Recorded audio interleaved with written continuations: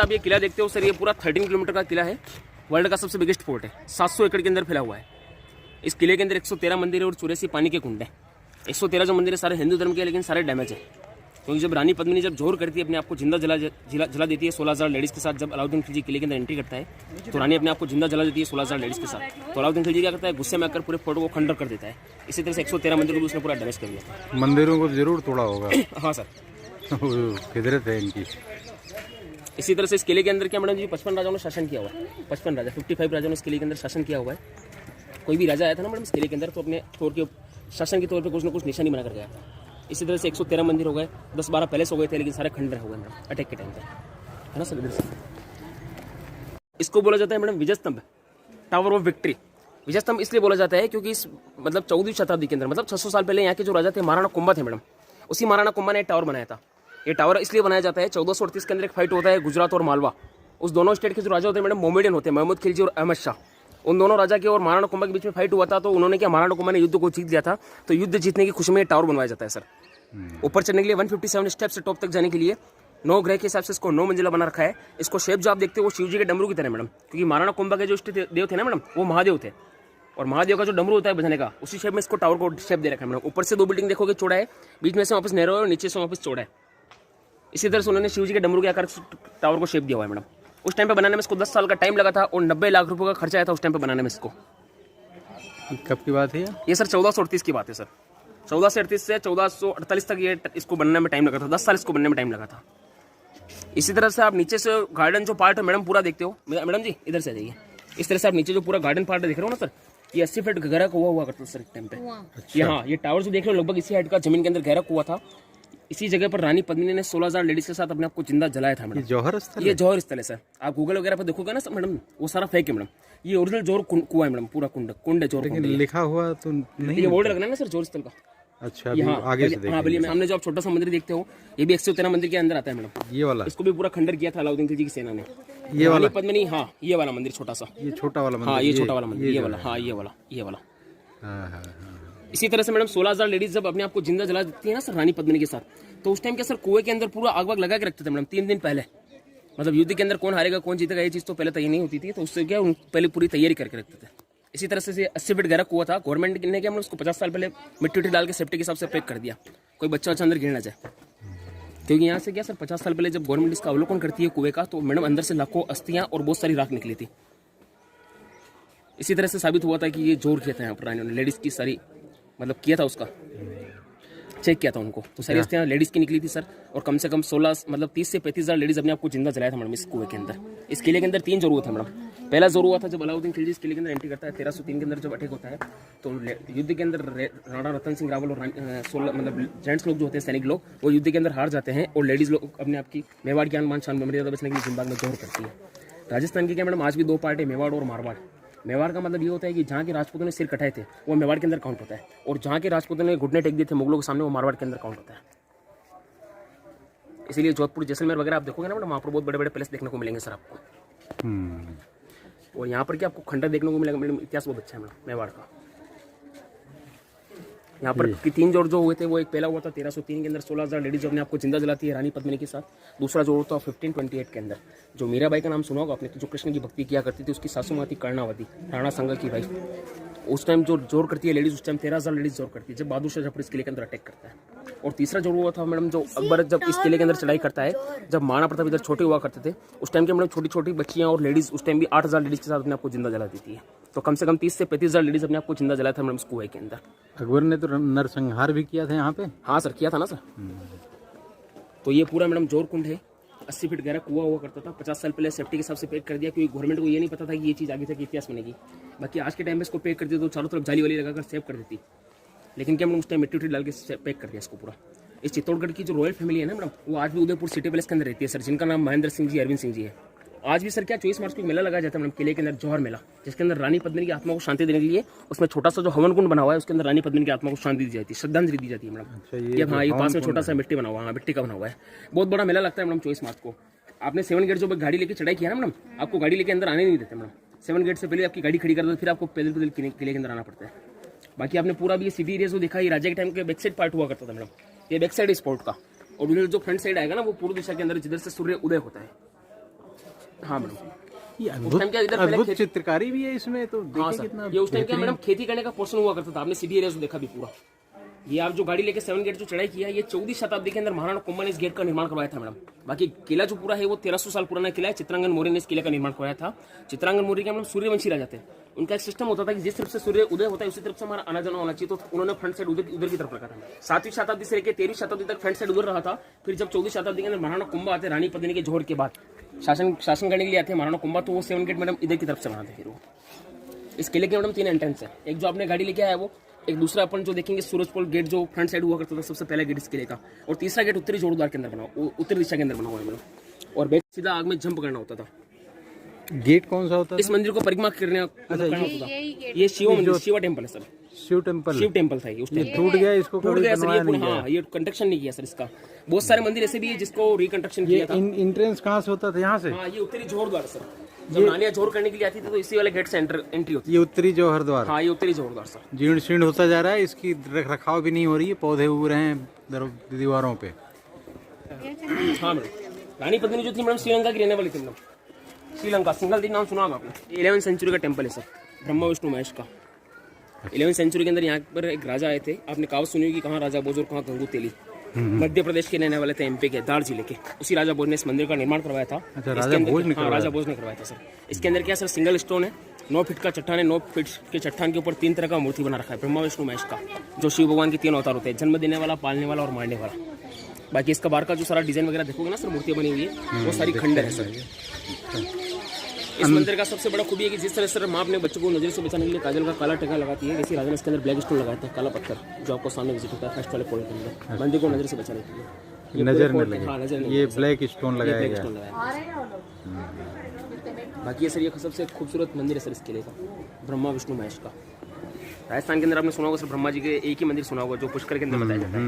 बाकी इधर भी सर ब्रह्मा विष्णु त्रिमूर्ति है सर, जन्म देने वाला, पालने वाला और मारने वाला। बाकी बाहर का जो सारा डिजाइन है ना सर, देवी देवता की जो मूर्तियां बनी हुई है वो सारी डैमेज है सर। डैमेज वही आक्रांताओं ने की होंगी। हाँ, वो उन्होंने की सर। दिखाना जरा।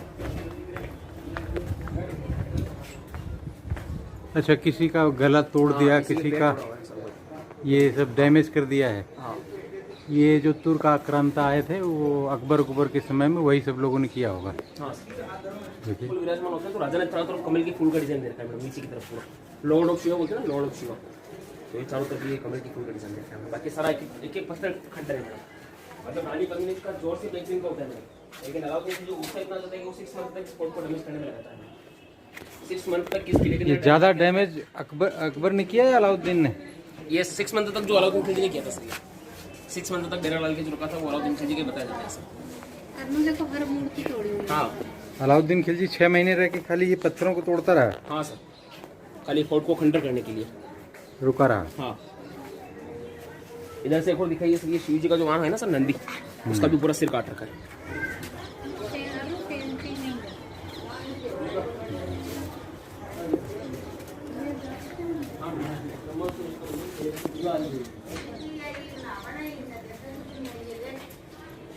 नहीं है। किस तरह के आक्रांता थे ये, जो सुंदर चीज़ों को ऐसे तोड़ते थे, जैसे कि ये है सही इस्लाम।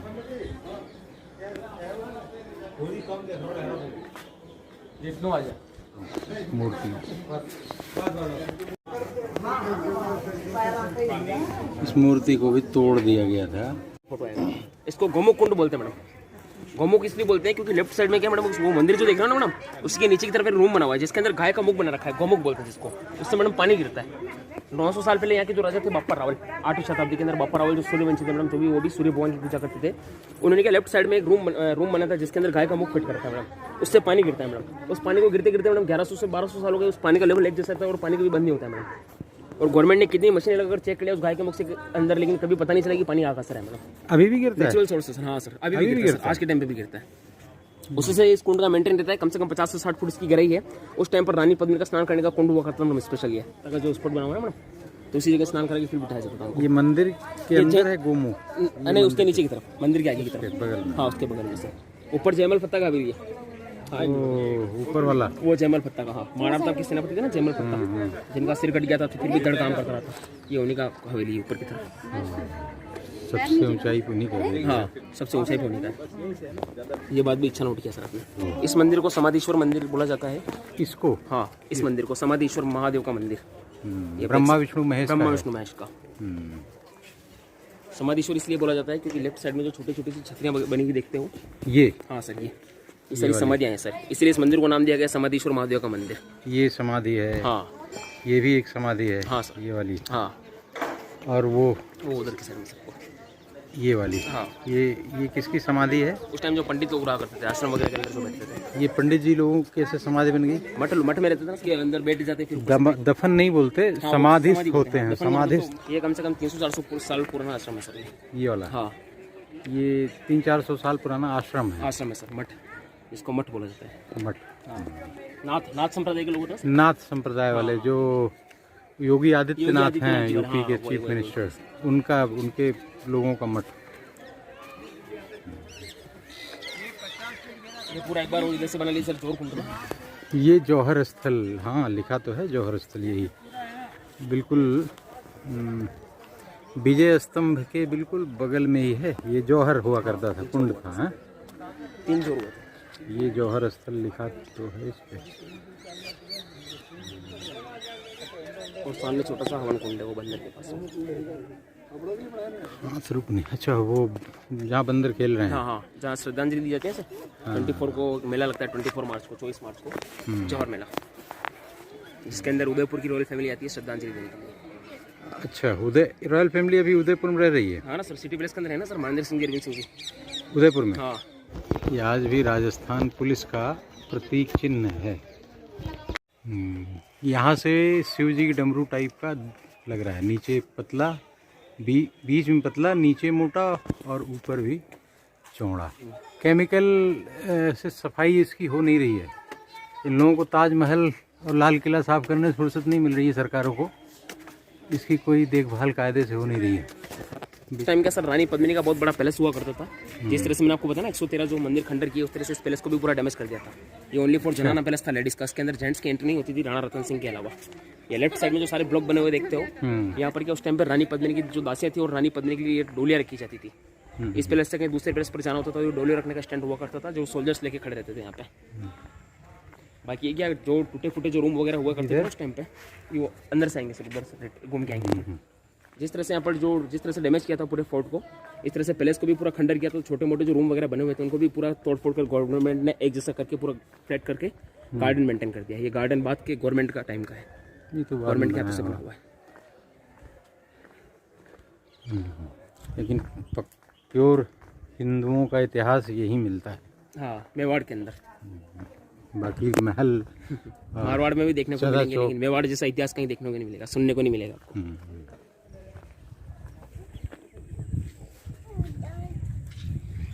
ये जिस तरह से पानी के बीच में जो बना हुआ है, ये 4 मंथ के लिए स्पेशल रानी पद्मिनी के लिए पैलेस बनाया गया था, ठंडक के हिसाब से। क्योंकि गर्मी का जो टाइम होता है 4 मंथ का, उसके अंदर के लाइट कूलर पंखे वगैरह नहीं थे उस टाइम पे, तो ठंडक के हिसाब से रानी पद्मिनी और राणा रतन सिंह के लिए स्पेशल पानी के बीच में पैलेस बनाया गया था। और 8 महीने इसी वाले पैलेस के अंदर रहना हुआ करता था उस टाइम पे। अच्छा, 8 महीने इस पैलेस में? हाँ, 8 महीने इस वाले पैलेस के अंदर रहना हुआ, और 4 मंथ पानी वाले पैलेस के बीच में रहना होता, ठंडक के हिसाब से, ठंडा रहे पूरा पैलेस। गर्मी के समय में? हाँ, गर्मी के समय उसमें रहना होता है। लास्ट 4 मंथ उसमें? हाँ, गर्मी के टाइम, और 8 महीने वाला पैलेस। जैसे रानी पद्मिनी का पैलेस इसी तरह से इस किले के अंदर 15 से 16 हवेलियाँ हुआ करती थी, लेकिन सारे तीनों अटैक के टाइम पर सारा मुगलों ने खंडर कर दिया इस पूरे फोर्ट को। इसलिए आपको इस फोर्ट के अंदर पैलेस देखने को नहीं मिलता है। कम से कम 15 से 16 हवेलियाँ बताई जाती है इस दस्तावेज के हिसाब से इस किले के अंदर।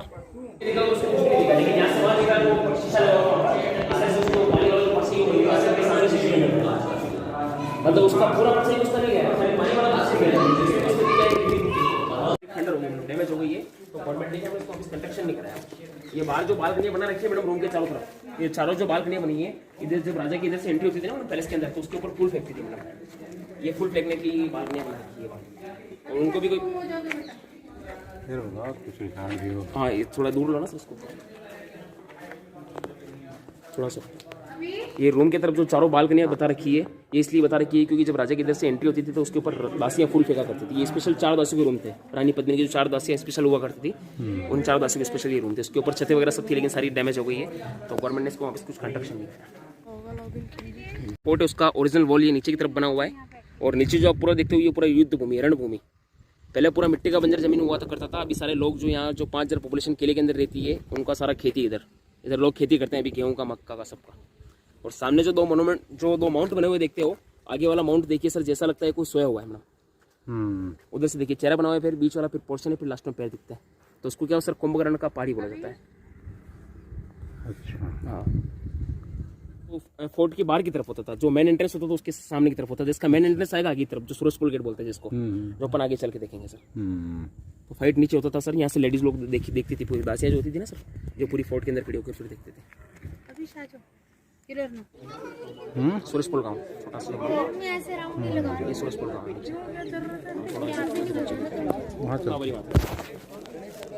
ये 11वीं सेंचुरी का टावर है मैडम। इस टावर को बनाने वाला जो राजा थे वो कर्मशाह थे मैडम, कर्मशाह राजा ने इस टावर को बनवाया था सर। उस टाइम आपने सुना होगा जैन लोगों के अंदर बोलते सर 24 तीर्थ का, 24 तीर्थ पूरे किए थे। हाँ 24 तीर्थाटन पूरे किए थे। उसी के उपलक्ष्य में इस टावर का निर्माण किया जाता है। पूरी विश्व की यात्रा करके आता है सफल सुरक्षित इसके अंदर लौट जाते हैं, तो उसी के नाम का टावर बनाया जाता है सर। इसके आप जो आर्किटेक्ट देखो ना, डिजाइन वगैरह सर बना हुआ है वो जैन लोगों का बना हुआ है सर। वो अंदर की तरफ देखो सर, जो वस्त्र धारण नहीं करते हैं, दिगंबर और चितंबर होता है ना सर, हाँ उसी का तरह का डिजाइन बना हुआ है पूरा। अच्छा हाँ। इसका एंट्रेंस क्या बहुत छोटा है, इसलिए इसको गवर्नमेंट ने सर परमानेंट लॉक कर दिया। बच्चे लोग जा सकते हैं सिर्फ, छोटे छोटे। बड़ा हेल्थ वाला कोई आदमी जा नहीं सकता है, बच्चों को ऊपर गिर ना जाए तो उसके हिसाब से इसको बंद करता है।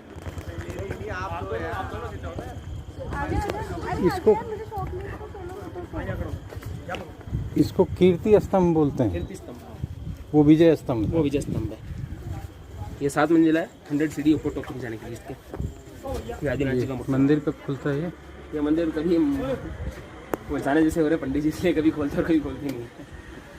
ये जैन मतावलंबी जो है उनका, ये राजा अपने ये सिसोदियाओं के ही राजा थे। जीजाबाई का नाम सुना आपने? जीजाबाई, हाँ जीजाबाई का नाम, जो बहुत बड़ी व्यापारी थी, वही कर्मशाह के सामने प्रस्ताव। धर्म तो सर बाद में बटा है, नहीं अभी भी नहीं बटे हैं, अब ये कांग्रेस सरकार ने बांट दिया। और ये वामपंथी इतिहासकार और जो उनके वामपंथी कुतियाँ हैं ना, ये सब हिंदू धर्म को बांटने के लिए जैन, बौद्ध, सिख सबको अलग अलग बताना शुरू कर दिया। सही बात।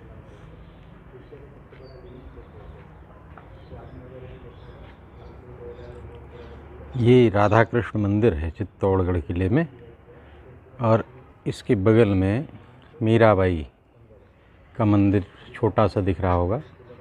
ये राधा कृष्ण मंदिर के बगल में मीराबाई मंदिर है।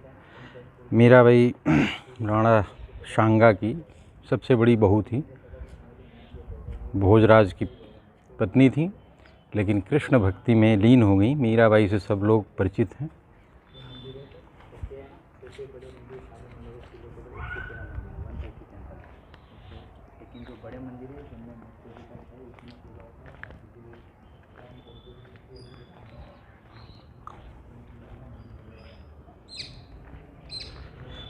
ये है मीराबाई का मंदिर।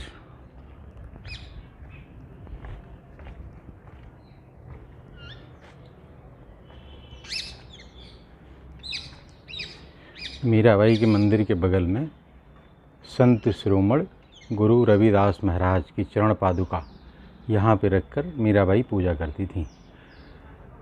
गुरु रविदास महाराज जो कि आजकल हमारे वामपंथी इतिहासकार और पेड जो कांग्रेस द्वारा बनाए गए इतिहासकार हैं, वर्ग भेद करने के लिए कहते हैं। मेवाड़ की महारानी गुरु रविदास जी की शिष्या थी, उनकी चरण पादुका को गुरु मानकर यहाँ पे पूजा अर्चना किया करती थी। ये वामपंथी कुत्ते और कुतियों को एक बड़ा तमाचा है जो आप स्पष्ट देख सकते हैं। इसके सामने ही मीराबाई का मंदिर, इसी के बगल में ये मंदिर आप जो देख रहे हैं, ये राधा कृष्ण मंदिर बिल्कुल एक ही प्रांगण में। मीराबाई का मंदिर आप देख सकते हैं, सामने दिखाई दे रहा है। पंडित जी साफ सफाई में लगे हैं। और ये कृष्ण जी की प्रतिमा और मंदिर, कृष्ण जी की प्रतिमा, नीचे मीराबाई मंदिर। ये कृष्ण जी की अनन्य भक्त थीं, इन्होंने बहुत सारे दोहे, गीत, चौपाई, सोरठा लिखी। जैसा कि आप देख सकते हैं, तुर्क आक्रांताओं से यह मंदिर भी नहीं बच पाया। जहाँ तक हो सका इसको तोड़ने का प्रयास किया गया। आप देख सकते हैं हर जगह जहाँ पे इनके पास इतने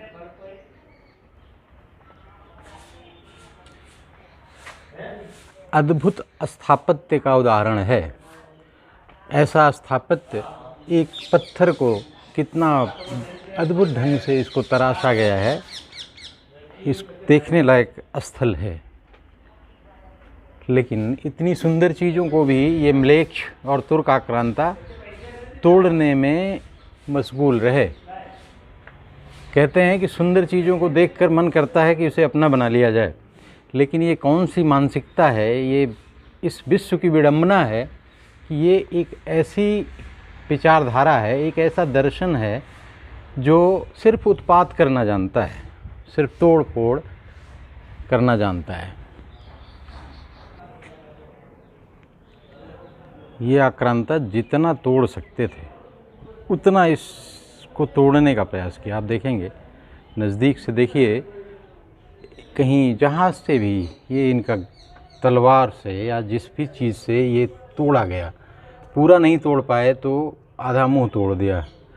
मंदिरों को, देवी देवताओं की मूर्तियों को इतने बेहतरीन स्थापत्य से इनको क्या घृणा है, ये आप इस मानसिकता को समझिए। ये मानसिकता आज भी चल रही है। आप देखते हैं बांग्लादेश में अभी 4 दिन पहले की ही घटना है, 2 दिन पहले की घटना है। बांग्लादेश में मंदिर को तोड़ दिया, लोगों को मारा, खदेड़ खदेड़ के भगाया, दौड़ाया, और किस बात पे कि इनके एक आसमानी किताब की आलोचना कर दिया, किसी ने कुछ कह दिया। ये देखिए किस तरह से मूर्तियों को विकृत रूप देने की कोशिश की है इन म्लेच्छ आक्रांताओं ने। इन्हीं की वंशज हैं, डीएनए तो हमारा है, लेकिन सब काम उन्हीं वाला कर रहे हैं ये लोग।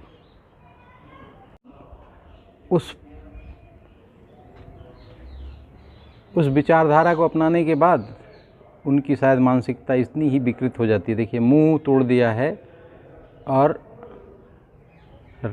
ये किस तरह से इस मूर्ति को तोड़कर ख़राब करने की कोशिश की गई। इनका बस नहीं चला, नहीं तो ये उखाड़ के ले जाते अपने साथ तुर्किस्तान, अफ़गानिस्तान। और अफ़गानिस्तान की जो स्थिति है आप लोग जानते ही हो।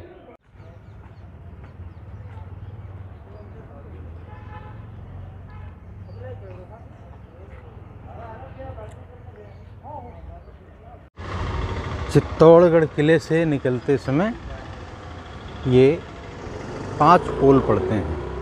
ये राम पोल है।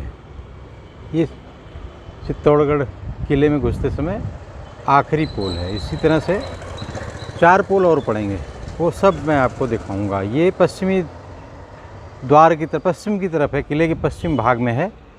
पूरब की तरफ जो मेन गेट आपने देखा, वो वहाँ से सूर्योदय होता है, और पश्चिम की तरफ जिधर सूर्य डूबता है उधर इसका एग्ज़िट गेट हुआ करता था पहले। आज के दौर में तो एंट्री और एग्ज़िट सब इसी गेटों से होता है। ये राम पोल है। ये चित्तौड़गढ़ दुर्ग का दरवाज़ा है जो आपातकाल में बंद कर दिया जाता था। और इस तरह से आगे भी हम दिखाएंगे किस तरह से एग्ज़िट गेट पे भी कितनी भारी सुरक्षा का इंतज़ाम कर रखा था। ये चित्तौड़गढ़ किले का एग्ज़िट गेट का दूसरा पोल है, लक्ष्मण पोल। ये है चित्तौड़गढ़ किले का तीसरा जोरला पोल। जोरला पोल किले के पीछे की तरफ बने हुए पोल्स हैं। जो उनके दरवाज़ों को देखिए, दरवाज़ों की ये देखिए ऊपर कितनी बड़ी बड़ी कीलें लगी हुई हैं जिससे हाथी भी न तोड़ पाए। ये है दरवाज़ा, देखिए कितना मोटा दरवाज़ा। इसको सुरक्षा की दृष्टि से बनाया गया है। तभी तो साल साल भर का घेरा डालने के बाद भी इस किले को जीत नहीं पाते थे। अकबर ने भी 8 महीने तक घेरा डाला था, तब चित्तौड़गढ़ में कब्जा हो पाया और उसने भयानक कत्लो-गारत किया। ये चित्तौड़गढ़ एग्जिट गेट का चौथा पोल है, गणेश पोल। गणेश पोल थोड़ा टूट गया है ऊपर से। ये इसका एग्जिट गेट का चौथा गेट है, चौथा गेट। ये पांचवा पोल है जिसको हनुमान पोल के नाम से जानते हैं। ये पांचवा पोल है, हनुमान पोल। हनुमान पोल, हनुमान जी का मंदिर भी बना हुआ है इधर। और ये गेट देखिए कितना मजबूत और कितना अद्भुत गेट बनाया जाता था प्राचीन काल में। ये पांचवा और आखिरी गेट है इस किले का। अद्भुत गेट की डिज़ाइन और गेट का विड्थ, मोटापा। सामान्यतः इसको तोड़ना बहुत मुश्किल होता होगा, जबकि यहाँ पे इसीलिए तो 8,000 की सेना 80,000 पे भारी पड़ जाती थी। अद्भुत शौर्य और साहस का परिचय देते थे चित्तौड़गढ़ के बहादुर रणबांकुरे। ये आखिरी पोल है, या चढ़ते समय पीछे की तरफ से किले में प्रवेश करते समय पहला पोल, पांडल पोल। ये 6 पोल हैं। ये उतरते समय का आखिरी पोल है चित्तौड़गढ़ किले से। चित्तौड़गढ़ किले की यात्रा हम यहीं समाप्त करते हैं। आप सब लोगों का बने रहने के लिए धन्यवाद। मेरा वीडियो पसंद आया तो इसे लाइक, सब्सक्राइब और शेयर करें। धन्यवाद।